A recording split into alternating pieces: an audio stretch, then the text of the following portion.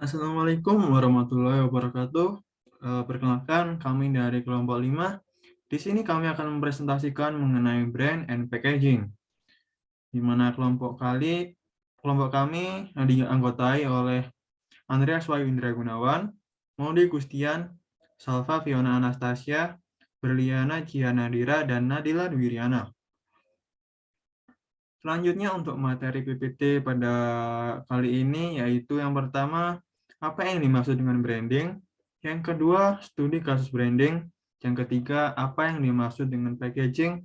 Dan yang keempat, studi kasus packaging. Selanjutnya akan dijelaskan oleh rekan saya. Nah, apa itu branding? Brand merupakan identitas unik yang membedakan antar sesama, baik antar manusia maupun antar produk. Sehingga dapat disimpulkan bahwa kegiatan branding adalah aktivitas pencitraan yang dilakukan agar sebuah merek atau sosok terlihat berbeda dari merek lain, sehingga menarik dan mudah diingat oleh masyarakat. Berikutnya, manfaat branding. Penting dalam suatu bisnis untuk menjalankan aktivitas branding. Sebuah merek bisa menjadi terkenal dan mengalami kenaikan penjualan jika melakukan aktivitas branding yang tepat. Nah, berikut beberapa fungsi dalam branding bagi suatu bisnis. Yang pertama ialah untuk membangun citra perusahaan. Branding yang kuat akan menghasilkan citra yang bagus. Dengan kata lain, branding dapat memudahkan perusahaan mendapatkan loyalitas pelanggan terhadap produk. Yang kedua ialah untuk memberikan ciri khas. Tidak heran jika produk dari sebuah perusahaan yang mempunyai branding yang kuat akan mudah dikenali oleh masyarakat. Yang ketiga ialah untuk promosi dan daya tarik. Aktivitas branding seringkali dilakukan semaksimal dan semenarik mungkin. Jika aktivitas tersebut memiliki keunikan dan berhasil memikat masyarakat, maka produk dari sebuah perusahaan berpotensi jadi terkenal. Yang keempat ialah alat pengendali pasar. Pengendali pasar bisa dilakukan karena masyarakat cenderung akan mengonsumsi suatu produk atau jasa atau memilih suatu brand yang sudah dikenal secara luas, sehingga dapat membuka peluang perusahaan untuk menetapkan harga jual yang lebih tinggi. Berikutnya, elemen dalam branding. Yang pertama, nama merek. Yang kedua, logo, yang dapat berupa logo type, monogram, ataupun bendera. Berikutnya, penampilan visual yang dapat berubah warna kemasan, desain produk, dan desain kemasan. Berikutnya, juru bicara dapat berupa tokoh perusahaan, tokoh ciptaan, maskot, tokoh pendiri, atau brand ambassador. Lalu ada kata-kata yang berupa akronim, nama panggilan, slogan, tagline, dan jingle. Yang terakhir ada suara yang berupa lagu, ikon bunyi, nada, dan lagu tematik. Berikutnya, jenis-jenis branding. Yang pertama, produk branding. Dalam branding ini, perusahaan akan berupaya semaksimal mungkin untuk memberikan identitas pada sebuah produk unggulannya agar mampu memenuhi konsumen untuk memilih produk tersebut dibandingkan produk pesaing. Yang kedua ialah personal branding. Jenis branding yang ini merupakan proses pembentukan persepsi masyarakat terhadap aspek-aspek yang dimiliki seseorang. Yang ketiga adalah corporate branding. Perusahaan skala besar maupun kecil pasti akan melakukan corporate branding. Tujuannya untuk mengembangkan reputasi perusahaan di mata masyarakat. Yang keempat, geographic branding. Kegiatan ini bertujuan untuk memunculkan gambar dari sebuah produk atau jasa ketika nama lokasi tersebut disebutkan oleh seseorang. Yang terakhir ada cultural branding. Sebuah wilayah akan berusaha mengenalkan keunggulan atau potensi daerah yang mereka miliki. Berikutnya ada contoh branding.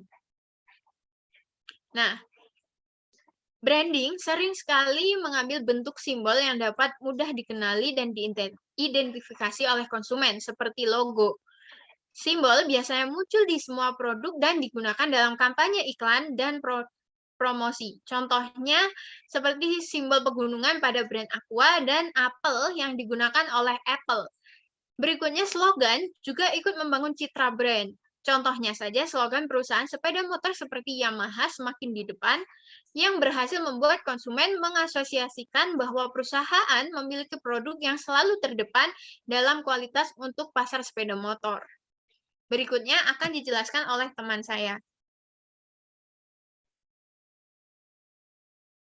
Salah satu studi kasus branding yakni strategi branding dalam promosi penjualan produk pertanian olahan PT Haten Bali untuk pasar pariwisata Indonesia. Membranding produk pertanian olahan sebagai pendekatan pemasaran dalam mendukung industri pariwisata memerlukan strategi branding khusus. Branding dalam perspektif ini diarahkan untuk menumbuhkan hubungan emosional berupa loyalitas wisatawan serta memperkuat penetrasi pasar. Salah satu perusahaan produk pertanian berupa anggur olahan yang menggunakan strategi branding adalah PT Haten Bali. Perusahaan ini merupakan salah satu produsen wine terbesar yang berlokasi di Bali yang berdiri sejak tahun 1994. Brand produk wines yang dihasilkan dipandang oleh PT Haten Bali sebagai identitas produk dan diferensiator dari produk wines pesaing. PT Haten Bali memiliki 4 produk wines dan juga brand atau arak Bali diantaranya. Yang pertama ada Haten Wines, yang kedua ada Dragonfly Mosquito, yang ketiga Ratu Island, dan terakhir Dewi Sri.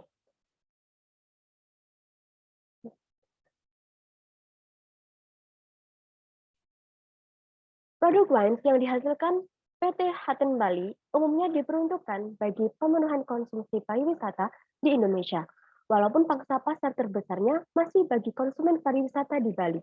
Memasarkan produk pertanian olahan seperti wines bagi pasar pariwisata di Indonesia tidaklah mudah.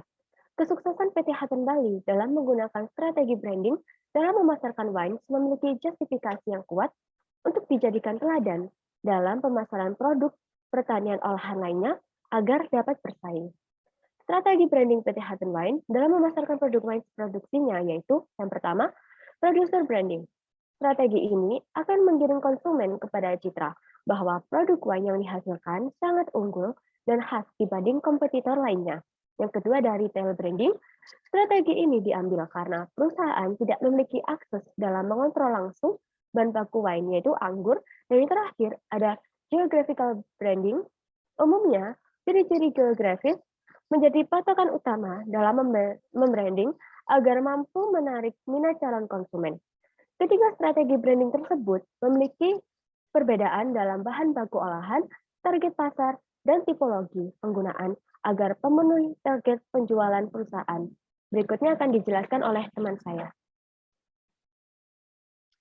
Selanjutnya itu terkait dengan packaging. Packaging sendiri adalah alat atau material yang digunakan untuk membungkus barang.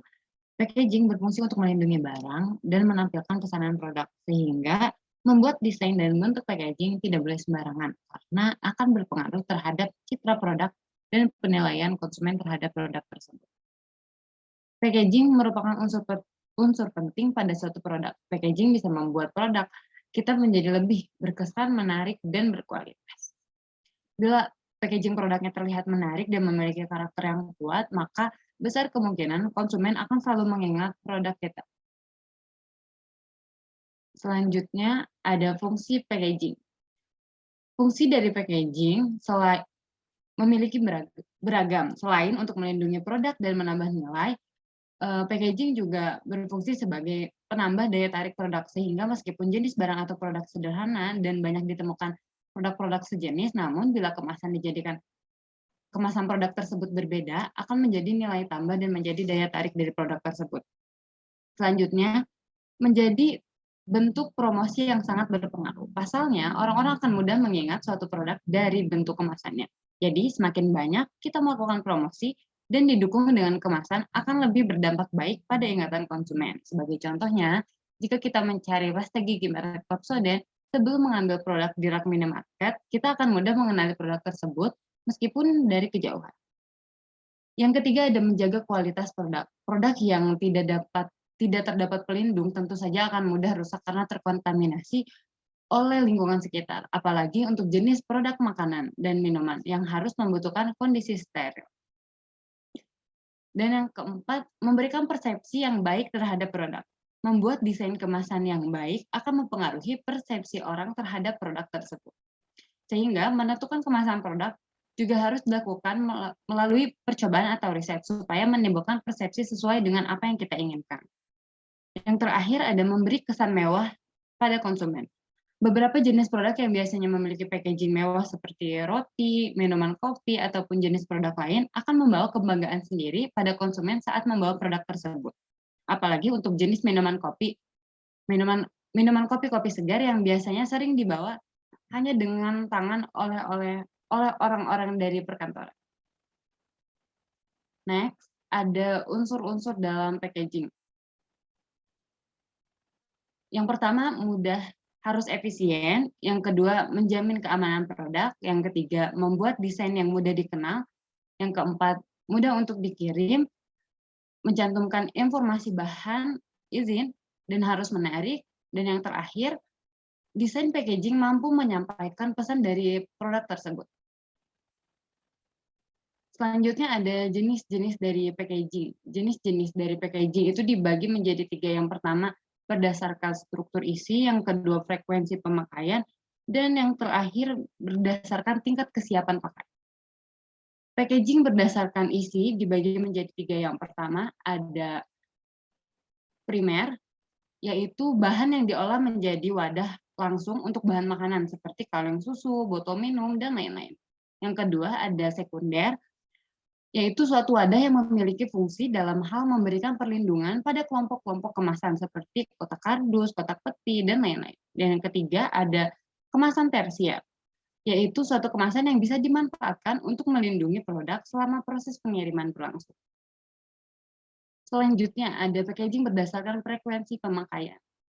Dibagi menjadi 3. Yang pertama ada kemasan disposable, yaitu kemasan yang hanya digunakan 1 kali pakai dan langsung dibuang. Yang kedua ada multi-trip, yaitu kemasan produk yang bisa digunakan berkali-kali oleh konsumen dan bisa dikembalikan kembali pada agen penjual, seperti galon, botol kaca, saus, dan lain-lain. Dan yang terakhir ada semi-disposable, yaitu kemasan yang tidak dibuang karena bisa digunakan oleh konsumen lagi. Contoh sederhananya seperti kaleng biskuit, botol kaca sirup. Yang terakhir ada packaging berdasarkan kesiapan pakai. Dibagi menjadi 2, yang pertama siap pakai dan siap rakit. Kemasan yang siap pakai sendiri adalah kemasan produk yang siap dipakai, contohnya seperti botol, kaleng, dan lain-lain. Sedangkan yang siap rakit, kemasan produk yang memerlukan rakitan ulang sebelum diisi dengan produk lain, contohnya seperti plastik, kertas, aluminium foil, dan lain-lain. Selanjutnya akan dijelaskan oleh teman saya. Baik, terima kasih. Selanjutnya adalah studi kasus packaging. Kelompok kami mengambil judul Sustainable Packaging Design, studi kasus pengukuran persepsi desain kemasan produk jamu house blend Sweora Jamu. Produk jamu industri rumah tangga kini dikenal dengan sebutan jamu kekinian. Jamu kekinian yang metode penjualannya dengan cara berkeliling atau gendongan kurang tepat sasaran pada gaya hidup masyarakat perkotaan. Oleh karena itu, perlu adanya kemasan yang baik serta menarik yang mana akan menjadi alternatif pilihan. Produk jamu industri rumah tangga botolan yang dikenal oleh masyarakat Jakarta yaitu perusahaan jamu bernama kedai Sweora Jamu SOJ, ini menjadi salah satu pionir yang kini tetap konsisten dalam mempopulerkan budaya mengkonsumsi jamu sejak tahun 2013. Tahun 2017, perusahaan SOJ mengembangkan pangsa pasar hingga ranah supermarket. Tentunya produk jamu perusahaan SOJ telah memiliki izin edar yang mana telah memenuhi standar dari BPOM. Menurut Hermawan Kartajaya, seorang pakar pemasaran menyimpulkan bahwa fungsi dari kemasan bukan lagi sebagai pelindung atau wadah, melainkan juga sebagai alat promosi dari produk yang dikemasnya. Next. Analisis elemen visual desain kemasan produk jamu house blend SOJ. Analisis ini dikaitkan dengan teori penyusun elemen desain kemasan yang dikemukakan oleh K.L. Mehuk dan Krasovich 2012 yang terdiri dari tampilan utama, primary display panel, tipografi, kombinasi warna, gambar elemen grafis, struktur kemasan, dan material kemasan. Selanjutnya akan dijelaskan oleh rekan saya. Dari analisis tersebut dapat disimpulkan bahwa elemen visual pada desain kemasan produk, persepsi konsumen yang terbentuk masuk ke dalam kategori sedang. Hal ini ditunjukkan dari total nilai rata-rata pada elemen visual kemasan desain sebesar 3,24 poin. Keunggulan produk berdasarkan persepsi yang terbentuk adalah dari nama merek, suwe ora jamu yang mana mudah untuk diingat. Mayoritas dari konsumen produk jamu, house blend SOJ atau suwe ora jamu menyatakan bahwa kejelasan informasi yang diberikan pada kemasan produk tersebut memudahkan mereka dalam memilih varian produk. Namun konsumen menyatakan bahwa desain kemasan produk kurang menarik karena tidak memiliki keunikan yang membedakan dari produk sejenis. Dalam menghadapi ketatnya persaingan dalam ranah supermarket, perusahaan jamu sektor UMKM perlu mengidentifikasi konsumen dengan baik. Hal tersebut dilakukan karena bertujuan untuk merumuskan suatu konsep desain kemasan yang tepat sasaran. Karena desain suatu kemasan yang ideal tidak hanya sebagai wadah, namun juga dirancang untuk membangun suatu persepsi yang mampu mendorong konsumen untuk membeli produk tersebut. Mungkin sekian yang dapat kami presentasikan. Apabila ada kurang lebihnya kami mohon maaf. Kami akhiri. Wassalamualaikum warahmatullahi wabarakatuh.